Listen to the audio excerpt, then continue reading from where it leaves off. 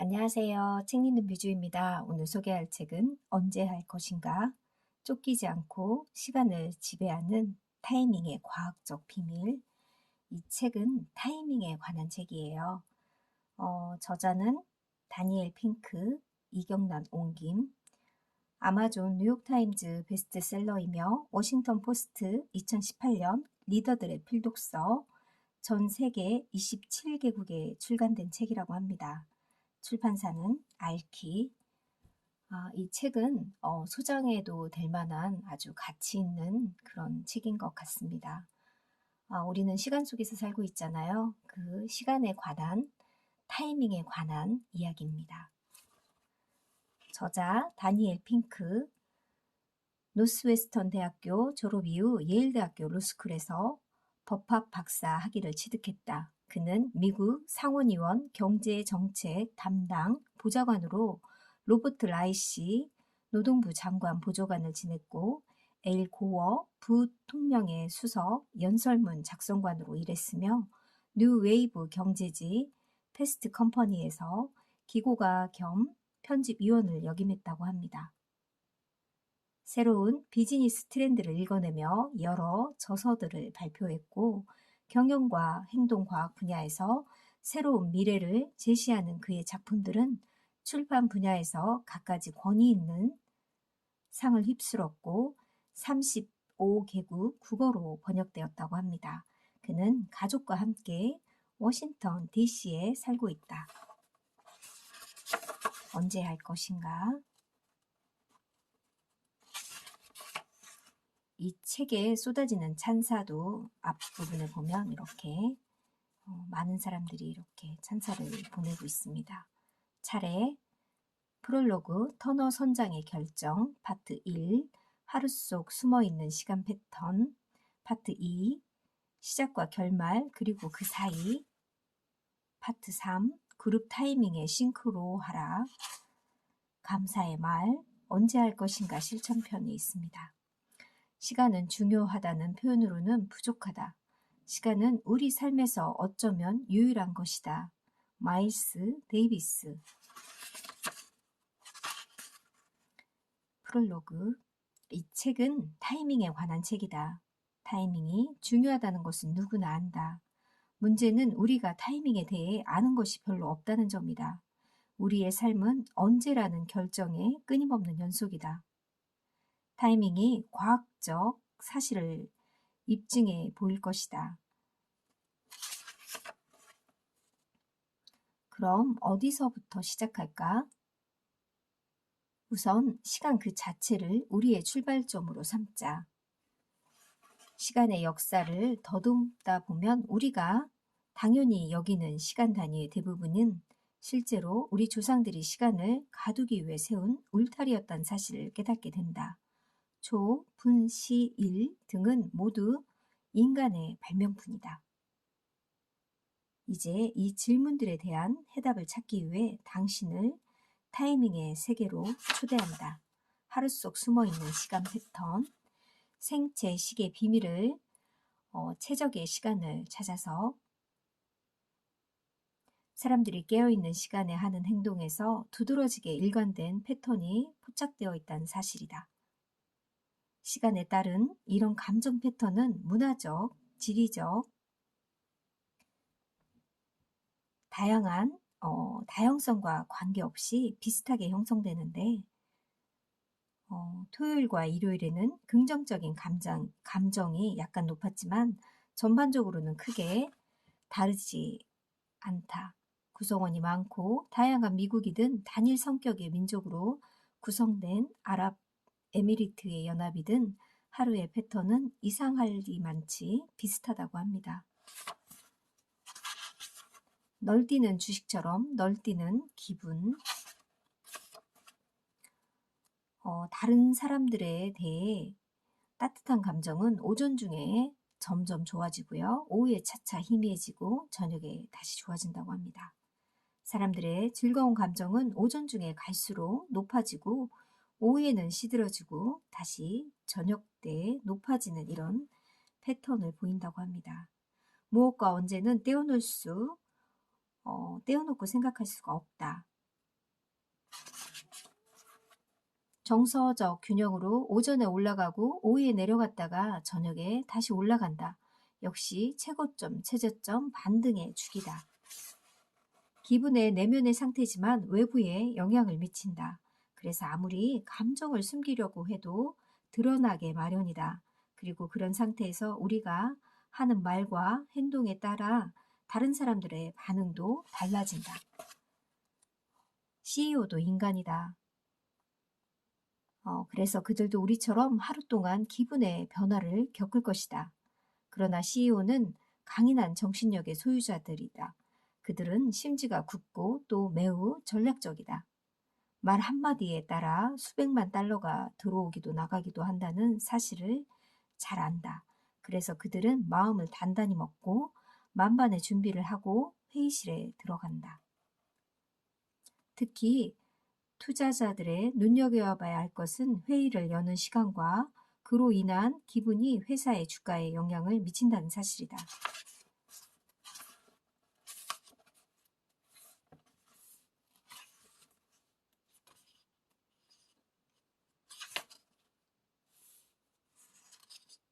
어린아이들은 대체로 종달새라고 합니다.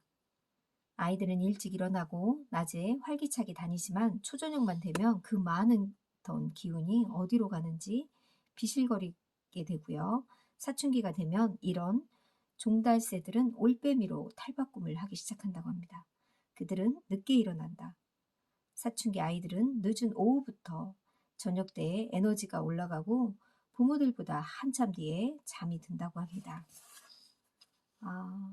사춘기 때나 고등학생, 대학생들 중에 잠을 너무 늦게 잔다고 고민하시는 분들도 많은데 이 사춘기 때는 그런 올빼미형으로 탈바꿈한다고 합니다. 간단히 말해 고등학교와 대학교 때 지독한 올빼미가 되고 60세가 넘은 사람이나 12세 미만의 아이들은 완벽한 종달새가 된다고 합니다. 남성은 대체로 여성에 비해서 올빼미 성향이 강하다고 합니다. 전체 인구의 약 20에서 25%는 확고부동한 저녁형 인간이다. 아침형은 명랑하고 생산적인 유형으로 내성적이고 성실하고 친화력이 강하고 꾸준하고 정서적으로 안정적인 유형인데 이들 남녀들은 솔선수범하고 좋지 않은 충동을 잘 억누르며 앞날에 대한 계획을 잘 세우는 편이 바로 아침형 인간형이라고 합니다.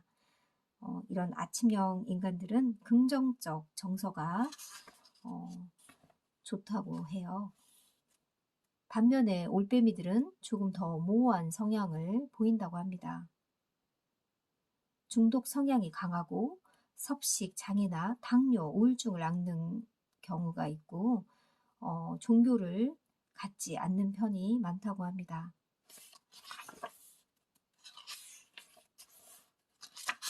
자신에게 알맞는 시간대를 찾아내는 3단계 방법도 이 책에는 나와 있습니다. 더 좋은 아침을 위한 4가지 조언이 있는데요. 1. 아침에 일어나면 물을 한 잔 마시자. 2. 아침에 눈 뜨자마자 커피를 마시는 것은 좋지 않다고 합니다. 저는 눈을 뜨자마자 커피를 마시는 습관이 있는데 좋지 않다고 합니다. 잠자리에서 눈을 뜨는 순간 우리 몸은 코르티솔을 분비하기 시작한다. 코르티솔은 탁한 정신을 빠르게 수습해주는 스트레스 호르몬인데요. 카페인은 코르티솔 분비를 방해한다고 합니다. 이른 아침에 커피를 마시게 되면 카페인에 대한 내성만 높아지기 때문에 커피를 더 많이, 더 진하게 마시게 된다고 합니다. 가장 좋은 방법은 잠에서 깬 1시간이나 1시간 반쯤 후에 커피를 마시는 게 좋다고 합니다. 그럼 코르티솔 분비가 최고조에 이르기 때문에 카페인이 마법의 이력을 발휘할 수 있고 오후에 능력을 높이려면 코르티솔 수치가 다시 떨어지는 오후 2시와 4시 사이에 커피숍을 찾는 것이 좋다고 합니다. 3. 아침 햇살을 온몸으로 느껴라. 4. 상담 치료 예약은 오전 시간으로 잡는 것이 좋다고 합니다.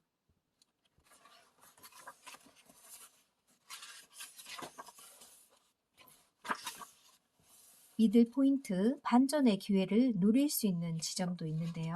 우리 삶은 에피소드의 연속이며 에피소드 하나하나에는 시작과 중간에 끝이 있는데 처음은 기억에 오래 남는 편이다. 끝도 역시 두드러진다. 중간은 가물가물하다. 중간은 튀어오르지 않고 뒤로 물러선다. 중간은 중간에서 사라진다. 어떤 프로젝트나 학기나 인생의 중간 지점에 이르면 관심이 무뎌지며 중간에 새로운 자극을 받아 한층 분발할 때가 있다. 중간 지점에 이르르면 시들해졌던 의욕이 되살아나 더 나은 미래를 향해 나가야겠다고 다짐하기도 한다. 나는 이 두 가지 효과를 슬럼프와 스파크라고 부른다. 신체적으로나 정신적으로, 실존적으로 침책이라고 하는 여기는 우리의 탐구를 시작하자 그 지점은 바로 중년이라고 합니다. 우리 중년의 시기가 바로 미들 포인트, 반전의 기회를 노릴 수 있는 지점이라고 합니다. 저는 이 말에 삶이 너무 이제 똑같다는 생각이 들면서 뭔가 변화를 주고 싶은 마음이 들었던 그런 시기가 바로 중년의 지금의 시기이지 않을까. 그 변화가 저에게는 책을 매일 읽는 것과 유튜브 영상을 해보는 거였는데요. 이것도 삶의 변화를 주고 싶어서 했던 일입니다.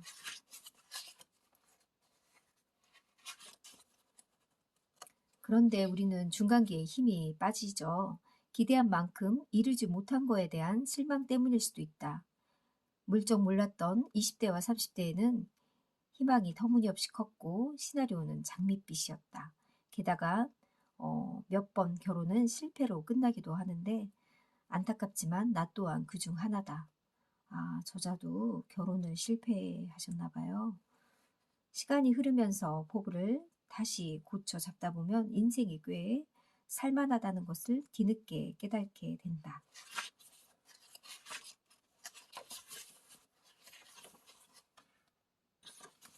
중간 슬럼프에서 다시 의욕을 불태우는 5가지 방법. 중간 목표를 정하고 목표를 공개하라고 합니다. 문장을 중간에서 멈추라고 합니다.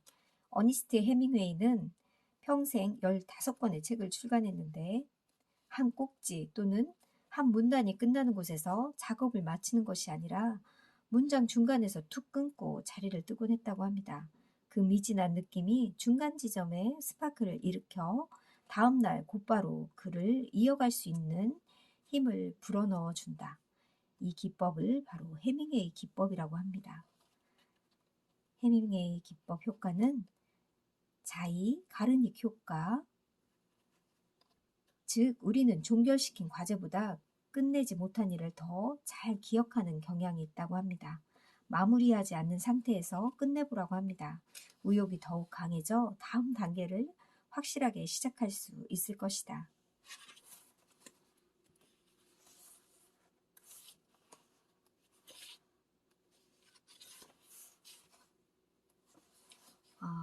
행하지 않는 것이 가장 좋은 행위일 때가 있다고 합니다. 이게 바로 슬럼프인데요. 슬럼프는 감기와 같다. 거추장스럽지만 언제고 사라질 것이다. 그리고 사라지면 기억도 잘 나지 않는다.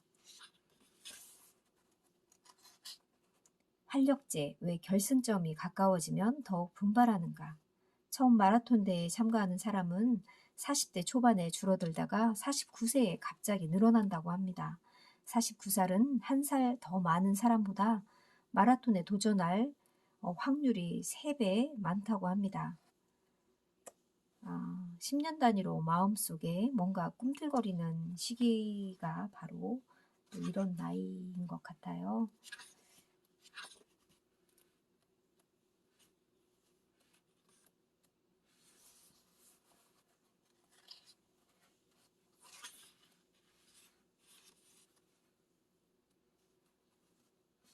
언제 결혼을 끝낼 것인가 이혼 방지책 3월과 8월에 이혼 신청이 부쩍 늘어나는 이유는 분명치 않다. 1월과 2월이면 이혼 전문 변호사들이 바빠지기 시작하는 시기라고 합니다.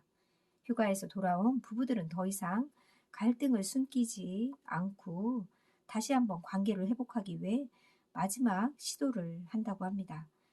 그리고 축제가 끝난 후 현실과 마주서면 그들은 이혼 전문 변호사를 찾는다고 합니다. 소송 이혼은 몇 가지 절차가 있기 때문에 서류를 제출하기까지 보통 4주에서 6주가 걸린다고 합니다. 따라서 3월에 소송이 집중된다고 합니다. 그러면 지금 시기가 또 그럴 시기일까요?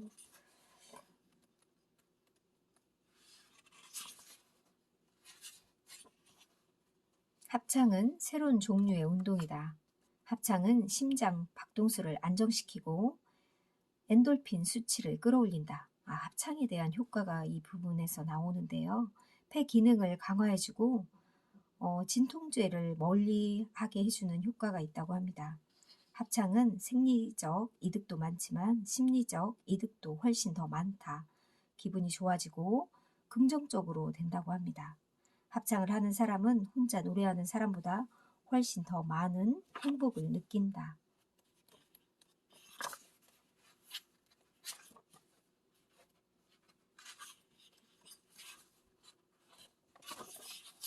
마지막 결론, 타이밍이 모든 것을 좌우한다. 감사의 말.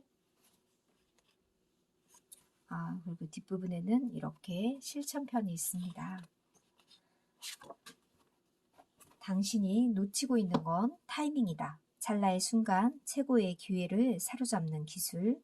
타이밍의 개념에 대한 지난 30년간 수많은 학자들의 연구와 결과를 집대서간 다니엘 핑크의 역작이라고 합니다. 워라밸 시대에 진짜 중요한 건 시간이라고 합니다. 합격, 승진, 연애, 결혼 모든 것은 타이밍이 좌우한다. 이 책은 여러모로 유익한 부분들이 많았고요. 저는 일부만 소개해드렸으니까 여러분들도 이런 타이밍에 관한 과학적인 기술에 대해서 나온 이 책을 꼭 한번 읽어봤으면 좋겠습니다. 감사합니다.